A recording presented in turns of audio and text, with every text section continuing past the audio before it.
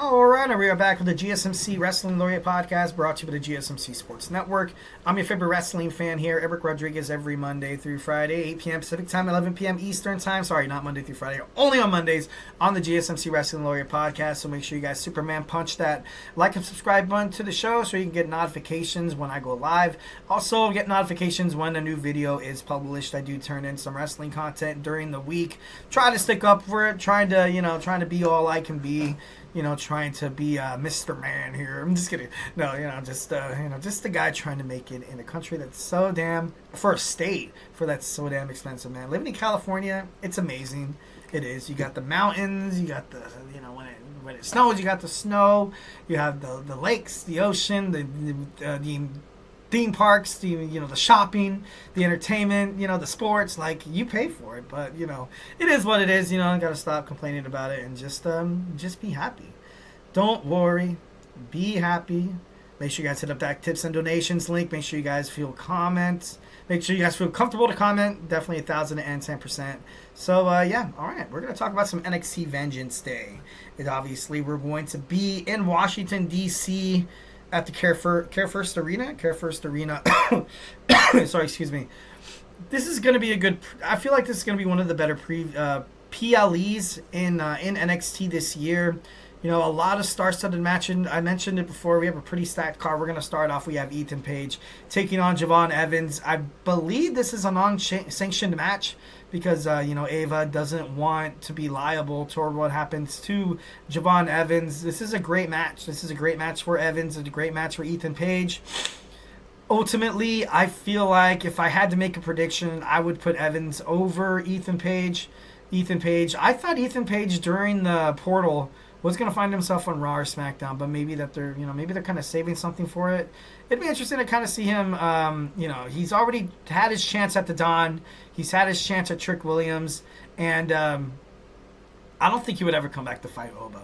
Javon Evans is a young rising star. Within the past couple of months, he's kind of found himself in a loser column more often than less. This would be a big win for him. Absolutely, a nice little feud that they have. Like I said, I think it's non-sanctioned, so I think it's going to be a hardcore match. I would really see no benefit of Ethan Page defeating Javon Evans here. He's a young rising star. He needs a high-on victory heading toward NXT Stand and Deliver WrestleMania season. And, I definitely would think Ethan Page would have left NXT to go on Raw and SmackDown. I don't know what happened. I felt like that would have been perfect. But, it's going to be a good match. Honestly, could be a sleeper for one of the best matches. We have a strap match. I'm not a huge strap match kind of guy. I got to be honest. It's not, it doesn't really tickle my fancy. We have Eddie Thorpe taking on Trick Williams. Trick Williams, I feel like, is going to win. He's going to defeat Eddie Thorpe. Eddie Thorpe, man, he did a full 360. He blames, Ava. He blames Shawn Michaels. He blames the people for turning their back on him. And, of course, you have Whoop That Trick. The Whoop That Trick era is over. But he has to fight Oba. He has a rematch. And I think we're going to see that Stand and Deliver. I think we are. I see maybe potentially Trick Williams regaining the NXT World Championship from Oba. But Oba, he's very dominant. Very, very dominant. I don't really see him or his reign losing to anybody who's not the face of NXT. This would be the second occasion that Trick Williams would be champion, I think. Two-time NXT. I could be... two-time NXT champion because Ethan Page defeated him. And then I think why am I blanking right now? Who did Ethan Page... Oh, damn it. But this is going to be one of those, obviously a lot of strap hits. Maybe some rear naked chokes. I honestly don't know why they put a strap match. I don't know. You know what? Then again, don't let me ruin your time. People who like strap matches out there, kudos. NXT World Tag Team Championship time. We got Nathan Frazier and Axiom taking on Josh Briggs and I always say it wrong. Damn it. Yoshiki Inamura. I feel like Nathan Frazier and Axiom had defeated everybody in NXT as of right now. They seem like they defeat some of the top tag teams in TNA, Impact. So having the title on something different like Briggs and Inamura could definitely, because you've got the high flying of Fraxiom. Now you're going to get more of a power where it seems like a lot of the NXT Tag Team division is kind of segueing to power. You have Hank and Tank, you have Tyson and Tyreek, you have OTM, you have these big dudes that, now you're going to have, I feel like, who's the other? Damn it, I don't remember. Jensen, Brooks Jensen, maybe Sean Spears form a tag team. But I feel like this is going to be one of those matches where I also thought Fraxiom was going to wind up on Raw. I don't know. I thought that way.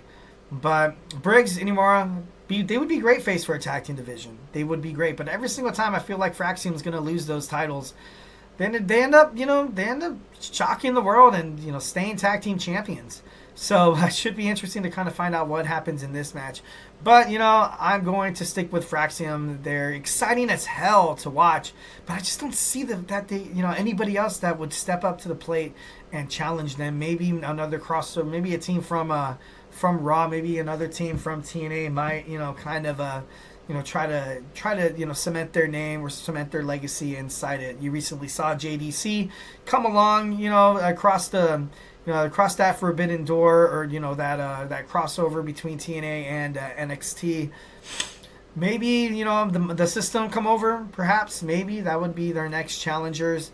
But overall, it would be interesting to see if Briggs and Inamura, because Briggs he's been roaming around for quite some time. He had that storyline with Jensen that, kind of with the crap. Then he was kind of hidden under the radar a little bit. Then he, getting attacked. And now he has this, new tag team partner from New Japan Professional Wrestling who's internationally known, internationally successful.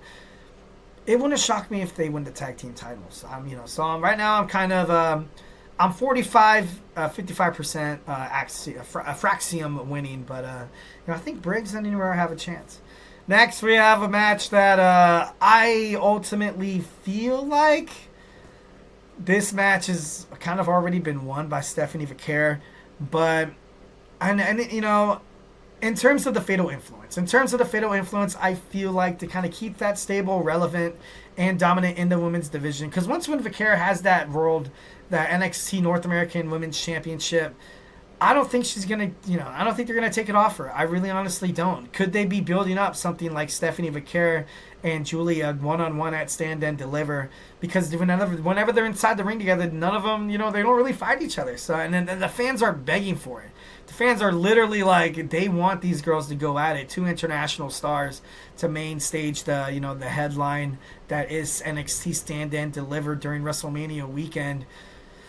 So I could see Fallon retaining. I can. I really honestly can. I would see why Shawn would do so. Fallon Henley has been one hell of a champion, obviously dethroning the girl who was the inaugural champion, Kehlani Jordan.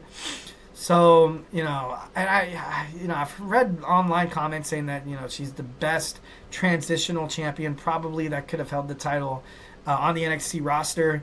I do admire Fallon Henley. I do think that she was an admirable champion. The NXT kind of needed that at the moment. But with WWE going a little bit more international with this whole Netflix deal, they're trying to get people, they're trying to get a lot of different demographics, trying to contribute to this niche audience that is professional wrestling. And having somebody like Vaquer holding on to the belt would be beneficial for WWE. So right now, I'm gonna say Stephanie Vaquer takes it. She, it makes sense. It does make sense. I don't know if Shawn Michaels, wants Fallon to retain, and and maybe Julia and Stephanie Vaquer cross paths. But it would be kind of interesting to kind of see what would be the storyline if Fallon Henley retains. I feel like there would be a little bit more open storylines if Vaquer becomes a new champion. You would have a whole bunch of people that want to get their hands on her. A couple people come to mind: Jada Parker, Kehlani Jordan. Who was that guy? Ashanti the Adonis, saying Carmen Petrovich also in line as well. So, or maybe, you might get somebody else from Fatal Influence, like JC Jane or Jasmine Nix going after it. Or maybe they have their eyes set on the Women's World Tag Team Champions. Maybe that's a fact. Maybe that's something that could possibly happen. So, I don't really see anything wrong with Vaquer dethroning Henley. But at the same time, You don't want the Fatal Influence to end up like the PFC, Pure Fusion Collective, which was kind of a waste of time.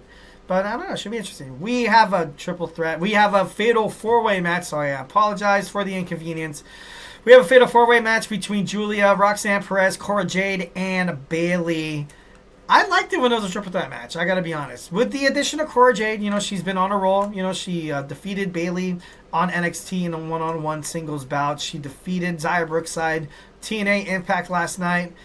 So she still has some juice. She could definitely, shock the world and be a champion. But, Gulia recently getting the belt, I feel like this match is going to heavily influence a rivalry between Cora Jade and Roxanne Perez. I feel like Bayley right now, she has the Elimination Chamber to focus on. I bet you Roxanne Perez is the one that gets pinned, and it's going to lead to a nice little feud heading up to NXT Stand and Deliver. I automatically think of Carmelo Hayes, Trick Williams, former best friends, going at it in a crazy match at Stand and Deliver. Maybe Roxanne Perez and Cora Jade will mimic that same storyline technique. And I would love it. I would love it 1,010%. Cora Jade recently kind of finding herself, kind of finding new ways to win, getting back into that win column instead of being a sidekick. She is the one. She is going to be champion one day. And Roxanne Perez has an Elimination Chamber qualifier match against Raquel Rodriguez. So, it makes no sense for any of these girls to dethrone Gulia. Obviously, Julia is going to get the dub. But after, I feel like that's when we will get our shocking factor to it. I feel like Jordynne Grace will come, obviously look Julia dead in the face, wanting to challenge her. In that case, maybe they can start building up something toward NXT Stand and Deliver, where, Lord only knows who would win that match. I would definitely be split 50-50 between Julia and the Juggernaut Jordynne Grace, the former TNA Knockouts World Women's Champion. So, I'm for both of it. I can't wait to see it. Main event time. This match, I feel like this match is just a garbage match. I'm just kidding. No. We all know Oba's going to win. There's no way in hell Grayson Waller is going to be an NXT champion. There's no way in hell Austin Theory is going to win. This is the best way to break up Grayson Waller and Austin Theory. This is great. I mentioned it before in my segment. I think when I was talking about NXT. Grayson Waller, I'm sorry. I respect the man, but he does not belong on the main roster. He does not belong on Raw, does not belong on SmackDown. He belongs in NXT. I was talking about how, the shows have mouths. They already have a mouth superstar. On Raw, you have CM Punk. You have CM Punk to talk. You got Seth Rollins to talk. Now you have Kevin Owens. And then on SmackDown, you have Cody Rhodes, who talks and talks and talks. You have Drew McIntyre, who talks and talks and talks. And then you also have, who else is on SmackDown that is kind of like a mouth? Oh, The Miz. You have The Miz now, who's kind of been a little bit recluse lately in terms of the storyline. Hopefully WWE develops a storyline for The Miz. But Austin Theory, I feel like Grayson Waller is going to take out Austin Theory. Oba Femi is going to come in, kind of throw Grayson Waller out or do something like that. And Austin Theory is going to ultimately blame Grayson Waller for his loss, and then Oba Femi is going to leave smiling. And at the end, we're finally going to get the breakup between A-Town Down Under that should have happened about 4 or 5 months ago. We have the WWE United States division heating up. We have the Intercontinental Championship. I feel like AJ Styles will get a shot. But, Austin Theory, he's a former United States champion, very, very young. Could be a face of the WWE if his storylines are just done right. And I feel like, what's happened in the past. He was a Money in the Bank winner. Didn't really happen. He was the quote-unquote Vince McMahon's last pick. He was his last guy. And once when Vince McMahon kind of went under, the whole Austin Theory story went down under. And, it sucks. It sucks because I feel like he was before his time, I guess you can say. I feel like if Austin Theory, if he would have had a whole different character, whole different, persona switch, and he was the Money in the Bank champion, I feel like fans could have they would have got into that. They would have definitely got into that Austin Theory, they got on that A train, baby. But, overall, there's no way Oba Femi is leaving that match without his title. He's going to win, obviously. I'm confidently saying 100% that Oba Femi is going to retain that title. All right, guys, so hey, do not go anywhere. We're going to jump on into our next weekend PLE that is actually not on pay-per-view, which is kind of good for AEW. We got AEW Grand Slam Australia talk, so grab your favorite snack, grab your favorite ice cold beverage, and join me here in about 25 seconds. So hey, do not go anywhere.